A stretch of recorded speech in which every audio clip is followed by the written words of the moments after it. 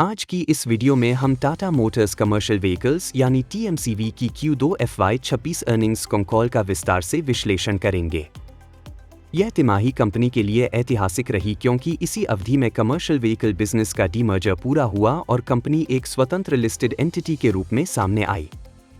इस कॉल में मैनेजमेंट ने न सिर्फ मजबूत फाइनेंशियल परफॉर्मेंस साझा किया बल्कि demand outlook, market share recovery, exports, electric mobility और फ्यूचर ग्रोथ ड्राइवर्स पर भी स्पष्ट दिशा दी।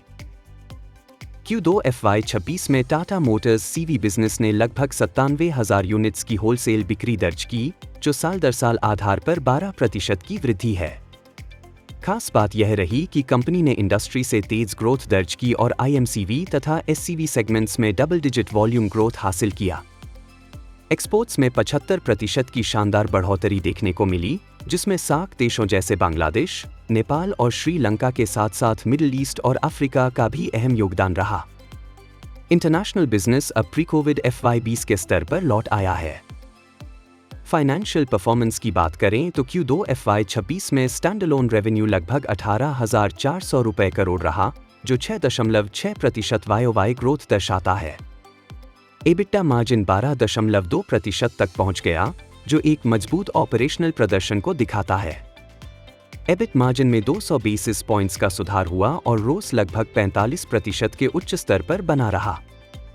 मैनेजमेंट ने बताया कि वॉल्यूम ग्रोथ, बेहतर रियलाइजेशंस और फिक्स्ड कॉस्ट कंट्रोल ने मार्जिन एक्सपेंशन में अहम भूमिका निभाई। कैश फ्लो इस तिमाही का एक बड़ा हाईलाइट रहा। Q2 FY26 में फ्री कैश फ्लो लगभग 2,200 रुपये करोड़ रहा और H1 FY26 में कुल FCF 4,100 रुपये करोड़ से अधिक हो गया, जो कंपनी का अब तक का सबसे मजबूत हाफ ईयर परफॉर्मेंस है। डिलेवरेजिंग के कारण इंटरेस्ट कॉस्ट में भी लगातार कमी आई है, जिससे फ्यूचर प्रॉफिटेबिलिटी को और सपोर्ट मिलेगा। GST रेट रिडक्शन पर मैनेजमेंट ने साफ बताया कि टाटा मोटर्स पहला OM था जिसने पूरा GST बेनिफिट ग्राहकों तक पास थ्रू किया। इससे LCV और SCV जैसे भी 2C सेगमेंट्स में डिमांड को सीधा बूस्ट मिला। इसके अलावा GST कट के बाद ओवरऑल कंजम्पशन बढ़ने से फ्रेट अवेलेबिलिटी में सुधार हुआ, जिसने MHCV डिमांड को भी सपोर्ट किया। मैनेजमेंट को भरोसा है कि H2 FY26 में सभी सेगमेंट्स में सिंगल डिजिट से हाई सिंगल डिजिट ग्रोथ देखने को मिलेगी। मार्केट शेयर के मोर्चे पर Q1 की कमजोरी के बाद Q2 के दूसरे हिस्से में ट्रक्स सेगमेंट में मजबूत रिबाउंड देखने को मिला। हेवी ट्रक्स और ILCV दोनों में टाटा मोटर्स ने इंडस्ट्री से बेहतर प्रदर्शन किया। बसेस सेगमेंट में प्राइवेट मार्केट में कंपनी की पकड़ मजबूत बनी हुई है और गवर्नमेंट टेंडर्स की डिलीवरीज H2 में मार्केट शेयर रिकवरी में मदद करेंगे। SCV सेगमेंट में रिटेल वॉल्यूम्स लगातार 2 महीनों से लगभग 15,000 यूनिट्स तक पहुंच चुके हैं, जो एक सकारात्मक संकेत है। Electric mobility Tata Motors CV की लॉन्ग टर्म स्ट्रैटेजी का अहम हिस्सा बनी हुई है। कंपनी की इलेक्ट्रिक बस फ्लीट अब 420 मिलियन किलोमीटर से अधिक चल चुकी है और अप टाइम 95% से ऊपर है।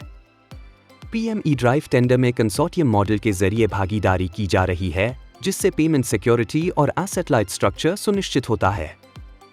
ACE Pro EV और ACE EV जैसे प्रोडक्ट्स को लास्ट माइल लॉजिस्टिक्स, FMCG और वेस्ट मैनेजमेंट सेगमेंट्स से अच्छा रिस्पॉन्स मिल रहा है। डिजिटल और नॉन साइक्लिकल बिजनेसेस पर भी कॉल में जोर दिया गया। फ्लीट एज प्लेटफॉर्म पर अब लगभग 8.85 लाख एक्टिव व्हीकल्स हैं, जिनमें मंथली एक्टिव यूजर्स 75% तक पहुंच गए हैं। डिजिटल सब्सक्रिप्शंस, फ्लीटवर्स ऑनलाइन सेल्स और ई-दुकान स्पेयर पार्ट्स प्लेटफॉर्म तेजी से बढ़ रहे हैं, जिससे नॉन साइक्लिकल रेवेन्यू का शेयर डबल डिजिट में बना हुआ है और आगे और बढ़ने की संभावना है।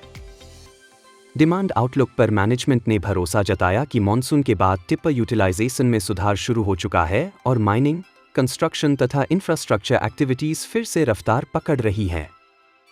डेडिकेटेड फ्रेट कॉरिडोर के प्रभाव पर मैनेजमेंट ने स्पष्ट किया कि ओवरऑल CV डिमांड पर इसका नेट इम्पैक्ट सकारात्मक रहेगा, भले ही ट्रैक्टर ट्रेलर सेगमेंट की ग्रोथ रेट थोड़ी मॉडरेटेड हो। कुल मिलाकर टाटा मोटर्स CV की Q2 FY26 कॉल यह दर्शाती है कि company profitable growth, strong cash flows और मार्केट लीडरशिप की दिशा में मजबूती से आगे बढ़ रही है। GST rationalisation, exports recovery, electric mobility, digital initiatives और डिसिप्लिन्ड कैपिटल एलोकेशन आने वाले वर्षों में ग्रोथ को सस्टेन करने वाले प्रमुख ड्राइवर्स होंगे।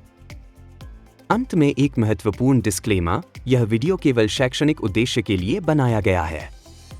यह किसी भी प्रकार की निवेश सलाह नहीं है।